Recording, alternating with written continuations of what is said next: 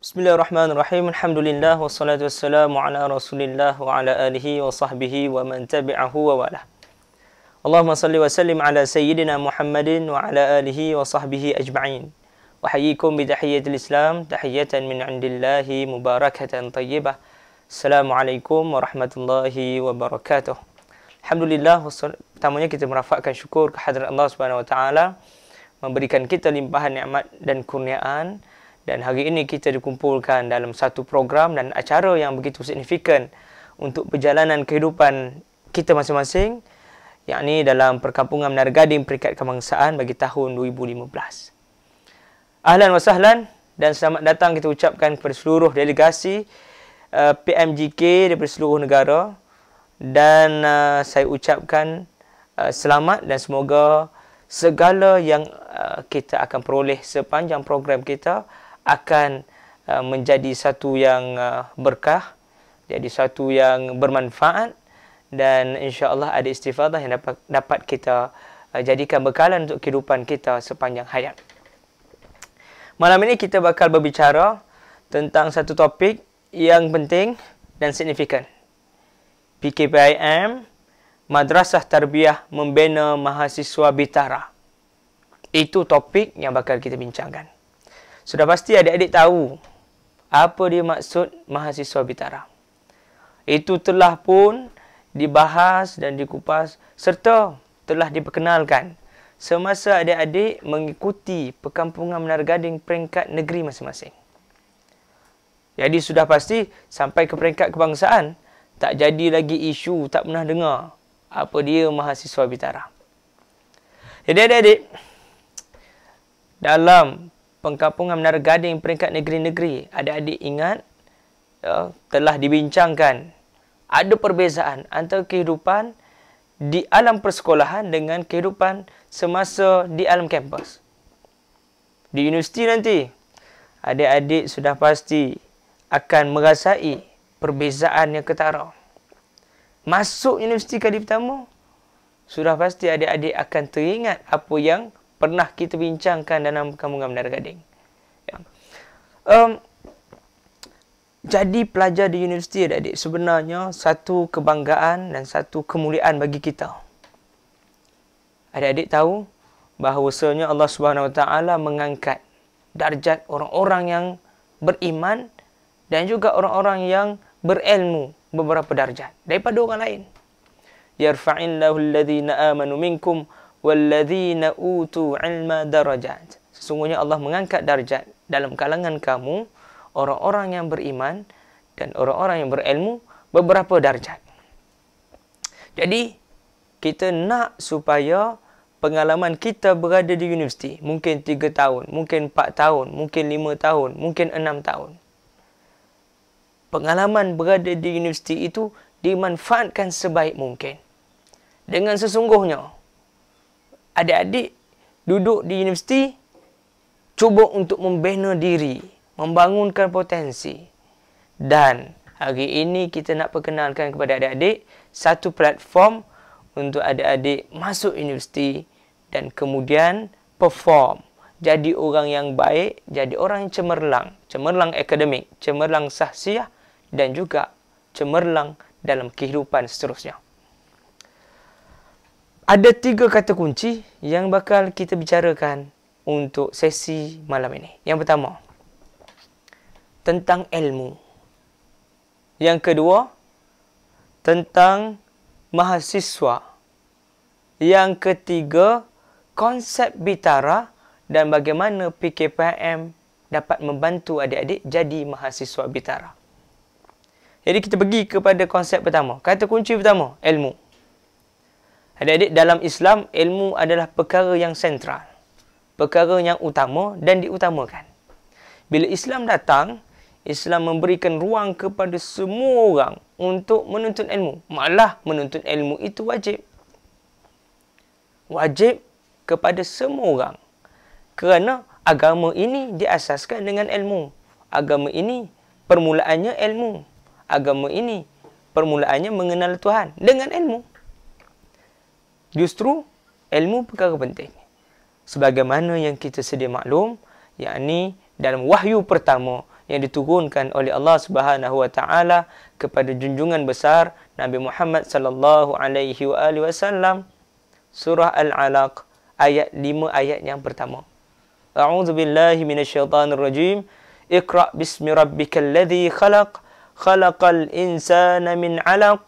Iqra wa rabbukal akram alladzi 'allama bil qalam. Cuba adik-adik lihat. Ayat pertama yang dibincangkan dalam wahyu yang diturunkan kepada Nabi Muhammad sallallahu alaihi wasallam adalah suruhan membaca. Membaca mesti ada kaitan dengan ilmu. Macam mana yang lazimnya kita buat? Kita buat di sekolah, kita masuk universiti, kita baca buku, kita baca bahan-bahan pelajaran. Dan di situ kita mendapatkan ilmu pengetahuan. Justru membaca jadi simbol kepada ilmu. Cuba kita lihat pada ayat terakhir surah Al-Alaq. Surah yang sama. Iqra bismi rabbikal ladzi khalaq sampai ayat akhir. Apa yang Allah sebut? Kalla la tuti'hu wasjud waqtarib. Sesungguhnya jangan engkau sekali-kali mengikut mereka, yakni mengikut taghut, mengikut kejahatan, mengikut kezaliman. Wasjud waqtarib. Sujudlah dan dekatkanlah diri engkau dengan Allah Subhanahu wa taala. Membaca dapat ilmu, akhirnya bagaimana? Sujud kepada Allah. Justru ini dia konsep ilmu yang kita nak tekankan. Kita masuk universiti menuntut ilmu untuk apa? Untuk sujud dan dekatkan diri kepada Allah Subhanahu wa taala. Jelas ya? Itu yang pertama tentang konsep ilmu. Cuba kita tengok dalam sejarah Islam.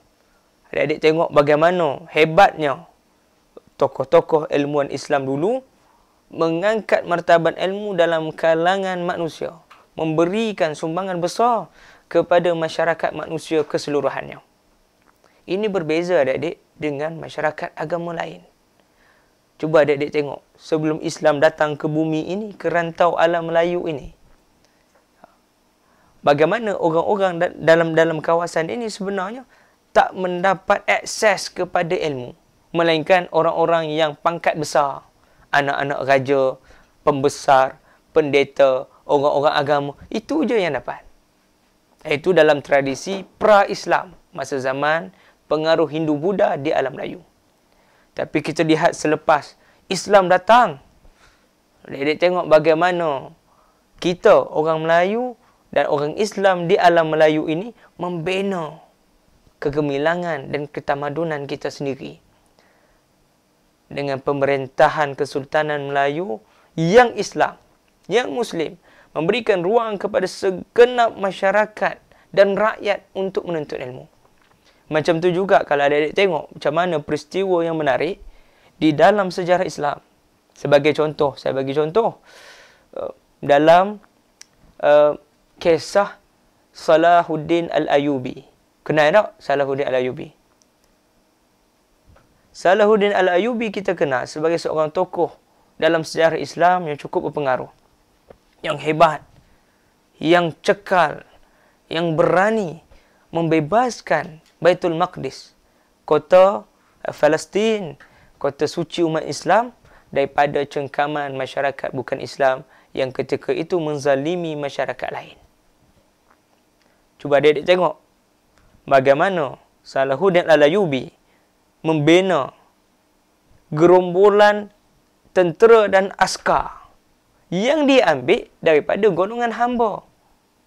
Golongan hamba ini asalnya diambil daripada mana-mana tempat. Mereka ni tak ada tempat bergantung. Diambil, dilatih, diislamkan, diberikan ilmu, diberikan pengetahuan, dilatih dengan aktiviti ketenteraan. Sampai jadi tentera elit yang hebat, yang dikenali sebagai tentera Mamluk. Kemudiannya adik-adik, selepas 10 generasi Kesultanan Ayyubiyah, yakni kesultanan yang diasaskan oleh Salahuddin Al-Ayyubi, muncullah kesultanan yang baru yang menggantikan Kesultanan Ayyubiyah yang kita kenal dalam sejarah Islam sebagai Kesultanan Mamluk. Ini asal mulanya mana? Hamba boleh jadi raja. Ini tak ada dalam sejarah tempat lain. Cuma ada dalam sejarah Islam. Tentera Mamluk ini, Kesultanan Mamluk ini yang mempertahankan umat Islam daripada serangan tentera salib dalam siri-siri perang salib yang berlangsung selama 200 tahun.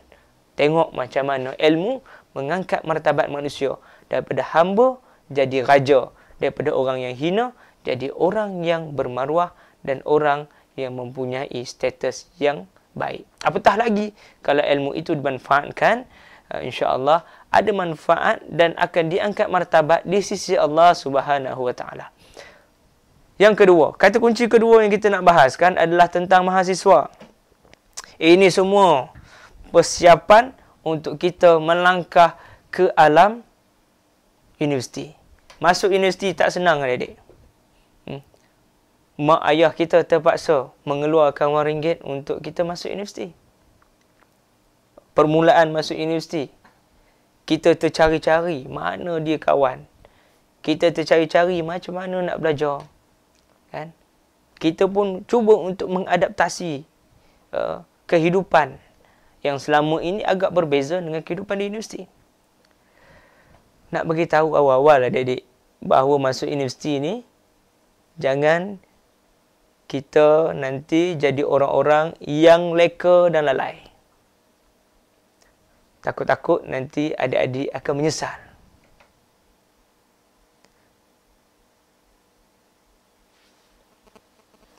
Jangan sampai nanti masuk universiti telah mengecewakan diri sendiri, mengecewakan mak ayah, mengecewakan ramai orang lain. Termasuk dalam konteks kita, mengecewakan umat keseluruhannya. Kerana apa? Kerana adik main-main di universiti. Adik-adik tak bersungguh masuk universiti. Adik-adik tak bersungguh menjadi seorang mahasiswa, yakni orang yang belajar di universiti. Okey adik-adik, jom kita tengok apa konsep jadi seorang mahasiswa. Dalam PKPM kita tekan perkara ini. Kerana kita tak nak orang lain hanyut sebagaimana mahasiswa lain hanyut. Kita kena ada perbezaan. Kita dilatih dalam madrasah PKPIM. Ini, adik-adik ikut PMGK. Adik-adik ikut ni modul latihan PKPIM. Justru adik-adik kita bukan setakat berprogram, beraktiviti, seronok sana sini dapat maklumat dan informasi semata-mata, tapi sebenarnya kita nak menyuntik kefahaman, menyuntik makna. Adik-adik faham apa peranan dan makna jadi seorang mahasiswa di universiti. Okey, kita tengok konsep mahasiswa. Mahasiswa ni adik-adik orang-orang yang bijak. Kenapa bijak? Kerana mereka diberi peluang untuk melanjutkan pengajian. Dulu prasekolah, tadika. Kemudian meningkat kepada sekolah rendah. Ya, Premier Education. Kemudian meningkat lagi satu peringkat ke Secondary Education. Peringkat sekolah menengah. Kemudian habis sekolah menengah, adik-adik bersedia untuk masuk satu lagi langkahan lanjutan pengajian adik-adik, yakni di peringkat Tertiary Education, peringkat pengajian di universiti. Masuk universiti betul tak sama dia dengan belajar di sekolah. Masuk universiti adik-adik, nanti adik-adik akan nampak ada perbezaan yang jelas. Adik-adik nampak pada dua aspek, perbezaan cara belajar, yang kedua perbezaan cara hidup. Cara belajar berbeza adik-adik. Di sekolah dulu, cikgu akan paksa buat kerja sekolah.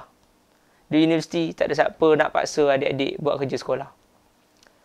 Sistem pemarkahan pun berbeza. Dulu ada sistem penggal 1 tahun. Adik-adik, tak payah ujian 1 dapat fail, tak ada masalah. Ujian 2, okey je.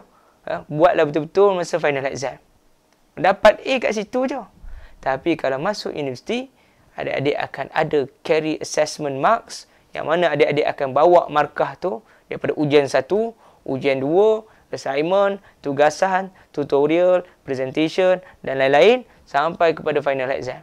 Kalau adik-adik kantoi ujian pertama, maka kebaran kalian kantoi itu besar untuk ujian-ujian yang lain, dan nanti boleh gagal dengan mudah kalau adik-adik tidak bersedia dan bermain. Sebab pemarkahannya bawa sampai ke final exam. Kalau sekolah setahun, universiti satu semester 17 minggu. 14 minggu. 14 minggu tu ada 4 bulan lebih. 4 bulan lebih adik-adik banding dengan setahun 10 bulan di sekolah. Kan ke berbeza? Tengok. Sebab itu belajar tak boleh main, belajar kena excellent, tak boleh berlengah dan bertangguh. Kerana berlengah dan bertangguh, itulah resepi kegagalan. Yang kedua, cara berbeza dari sudut kehidupan. Cara hidup beza adik-adik. Di universiti, adik-adik dilayani dan disantuni seperti seorang yang sudah dewasa. Sebab itu adik-adik boleh berfikir dan boleh bebas membuat pilihan sendiri. Baik buruk adik-adik punya pilihan. Kesannya adik-adik tanggung atas segala perbuatan yang adik-adik buat. Justru adik-adik sudah jadi seorang yang dewasa bila melangkah ke alam universiti. Jadi, kat situ penting untuk adik-adik memilih siapa kawan-kawan. Membina bi'ah persekitaran yang baik. Sebab kita bukan main-main di universiti. Kita ada tujuan, kita ada harapan, kita ada impian. Masuk universiti nak jadi mahasiswa bitara. Kerana daripada jadi mahasiswa bitara, keluar universiti jadi orang-orang yang bermanfaat, orang-orang yang berguna, orang-orang yang memimpin umat ini. Itu dua perbezaan. Sebab itu masuk universiti tak boleh main-main. Dalam masa yang sama di universiti adik-adik kena ingat bahawa jadi mahasiswa mesti ada kaitan dengan lecturer pensyarah. Adik-adik kena ada hubungan yang baik dengan pensyarah, kena jumpa pensyarah, consultation hour, ada masa yang diperuntukkan untuk berjumpa, kena berdiskusi, kena berbincang, kena berwacana, kena berbahas dan sebagainya tentang ilmu pengetahuan yang adik-adik belajar. Dalam masa yang sama, universiti mestilah berkait dengan library, perpustakaan. Maka adik-adik kena masuk perpustakaan, kena rujuk buku, bukan setakat bergantung kepada nota dan juga slide presentation yang diberikan oleh pensyarah sahaja. Ini kena buat adik kalau nak jadi cemerlang. Itu yang kedua.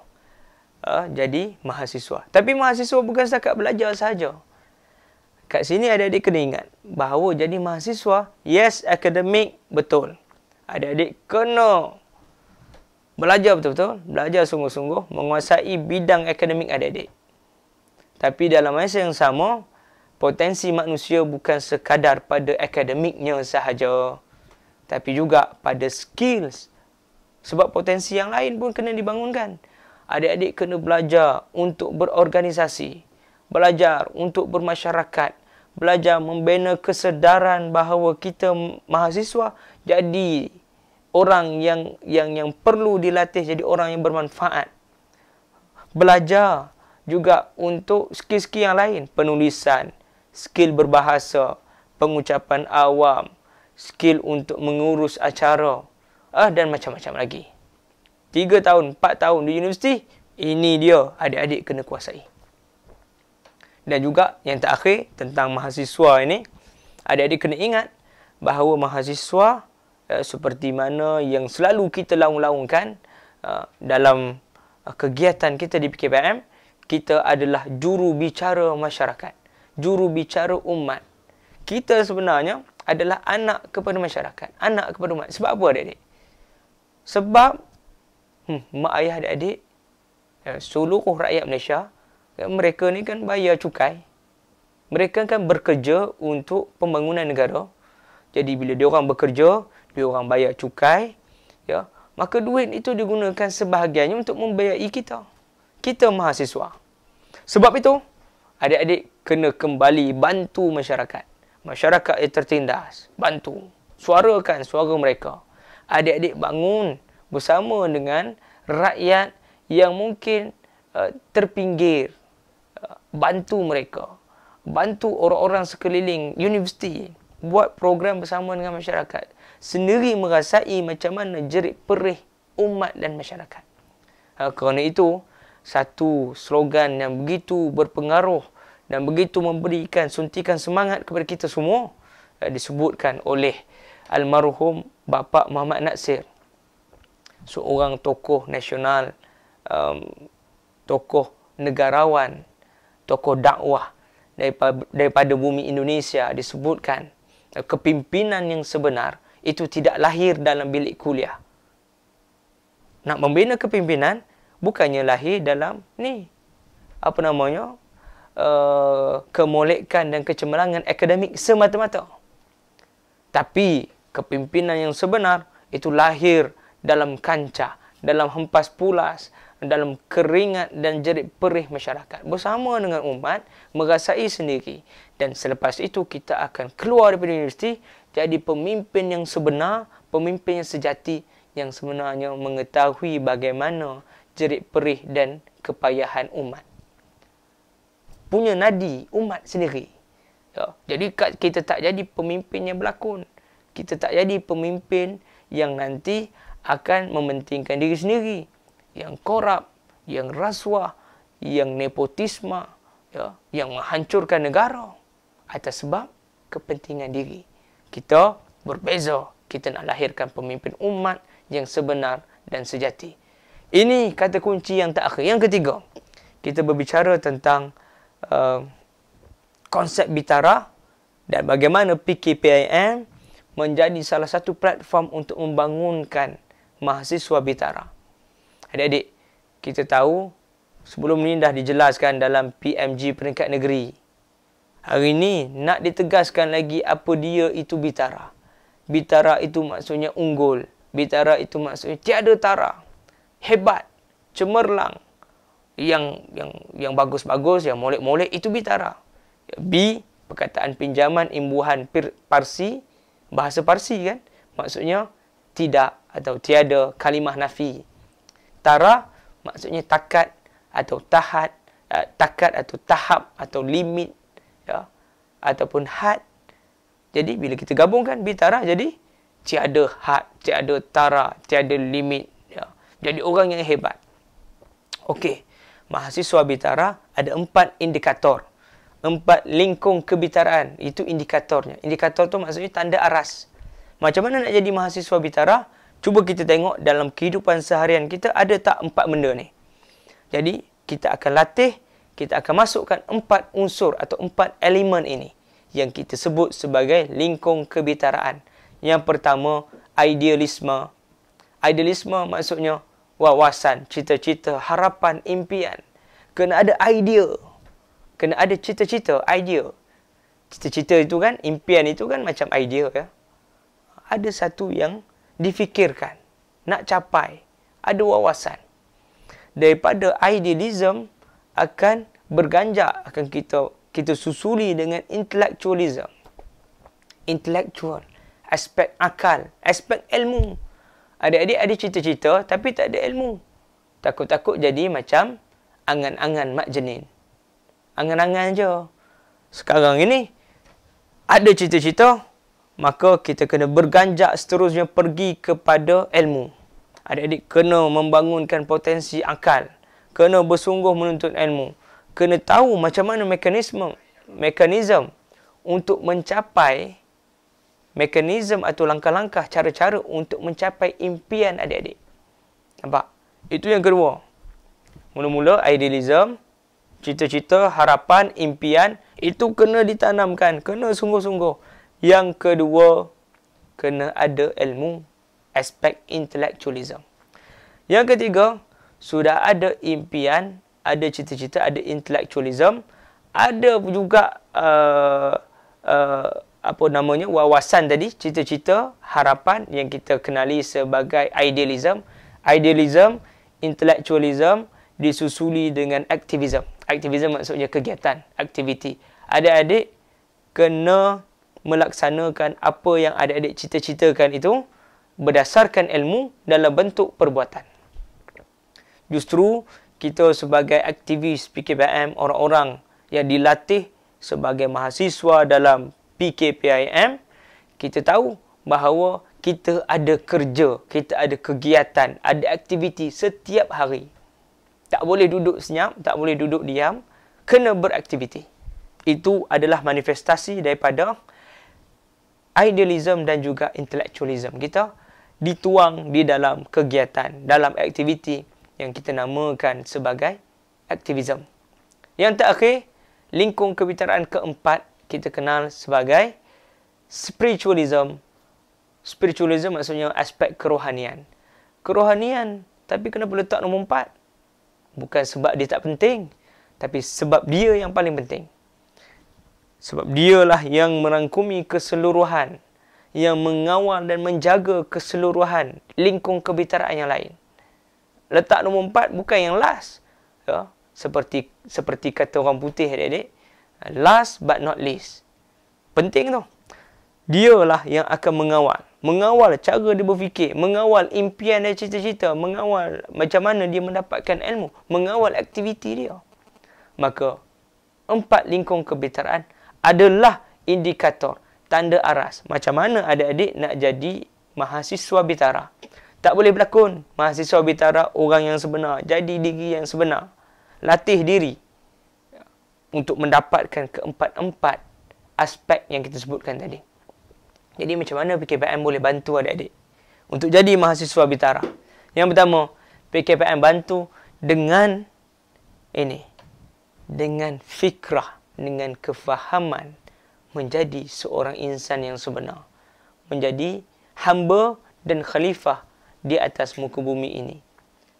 Kita dah sebut konsep mahasiswa bitara. Itu adalah salah satu daripada unsur kefahaman penting yang kita sediakan kepada adik-adik. Itu yang pertama. Yang kedua, PKPM boleh bantu adik-adik untuk membangunkan potensi adik-adik dan mengatur serta mengawal kehidupan harian adik-adik untuk menjadi mahasiswa bitara dengan memasukkan keempat-empat lingkung kebitaraan sebagai tanda aras mahasiswa bitara yang kita sebutkan tadi. Jadi bila adik-adik bersama PKPM, insya-Allah kita akan sama-sama mengatur program, mengatur aktiviti, mengatur kegiatan dan berkongsi bersama. Adik-adik cuba bayangkan, sudah 50 tahun lebih PKPM melahirkan kepimpinan di dalam dan di negara ini dalam pelbagai aspek, pelbagai sektor. Jadi macam-macam jenis orang yang berguna. Sudah pasti pengalaman itu boleh kita kongsi dan kita manfaatkan secara bersama, insya-Allah. Justru adik-adik, untuk kuliah malam ini cukup sekadar itu. Bagi menutup perbincangan kita malam ini, suka untuk abang sebutkan beberapa perkara lagi sebagai khulasah dan juga penutup bagi kuliah kita malam ini. Yang pertama, abang nak sebutkan benda ni penting. Ini adalah hakikat kita sebagai manusia hidup di atas muka bumi. Dan hakikat ini sebenarnya terjelma dalam pertemuan kita pada malam ini. Kita mengambil ibrah dan pengajaran daripada surah Al-A'raf ayat 172. Di mana Allah Subhanahu wa taala menyebutkan, A'udzu billahi minasyaitonir rajim. Wa idz akhadha rabbuka min bani Adam min zuhurihim dzurriyyatahum wa ashhadahum ala anfusihim alastu birabbikum qalu bala syahidna. Ingatlah pada ketika Allah mengambil persaksian daripada anak Adam dan cucu cicit zuriat keturunan mereka. Maka Allah tanyakan dalam satu perhimpunan yang kita semua bersama dalam perhimpunan itu ketika kita masing-masing di alam arwah. Semua kita, semua orang di atas muka bumi yang pernah hidup berkumpul dan menyatakan satu persaksian di depan Allah. Bila Allah tanya, bukankah aku ini Tuhan kamu? Kita jawab apa? Qalu bala syahidna.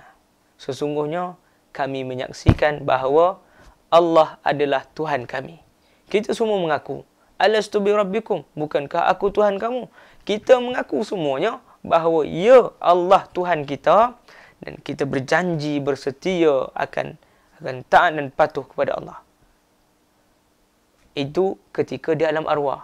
Allah takdirkan kita turun ke atas muka bumi alam syahadah dengan takdir yang masing-masing. Ada yang muncul pada zaman sekian-sekian.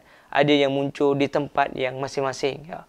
Tapi Allah letakkan kita, takdirkan kita sekali lagi di alam syahadah bertemu di dalam platform ini, PKPIM. Untuk apa adik-adik? Untuk kita sama-sama melaksanakan janji Allah sewaktu kita bersama mengakuinya di alam roh dulu. Ni PKPIM sama-sama membangunkan. Ini sama-sama secara kolektif, secara kesepakatan bersama duduk dalam PKPIM. Tak ada siapa paksa adik-adik. Dan kita duduk dalam ni, bangunkan diri kita dan juga kita tunaikan janji kita dengan Allah Subhanahu Wa Taala.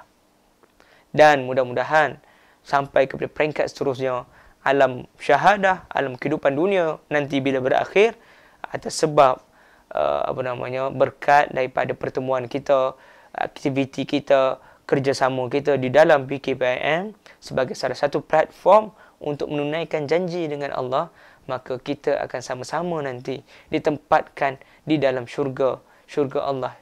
InsyaAllah, mudah-mudahan kita dapat bersama di syurga, di tempat yang kenikmatan yang pelbagai. Di situlah keabadian kepada kebahagiaan.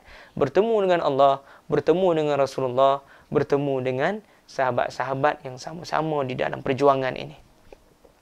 Yang terakhir, aku nak pesankan satu pesan yang disebutkan juga oleh Imam Syafi'i rahmatullahi alaih, di mana Imam Syafi'i menyebutkan dalam Diwan Asy-Syafi'i, puisi-puisi Imam Syafi'i kepada para penuntut ilmu. Salah satunya Imam Syafi'i sebut, "Akhi, lan tanalul ilma illa bisittatin, sa'unbika an tafsiluha bibayanin, zaka'un wa hirsun wa ijtihadun wa dirhamun wa suhbatu ustazin wa tuluz zaman." Saudara, sekali-kali engkau tidak akan dapat menggapai ilmu melainkan dengan 6 perkara.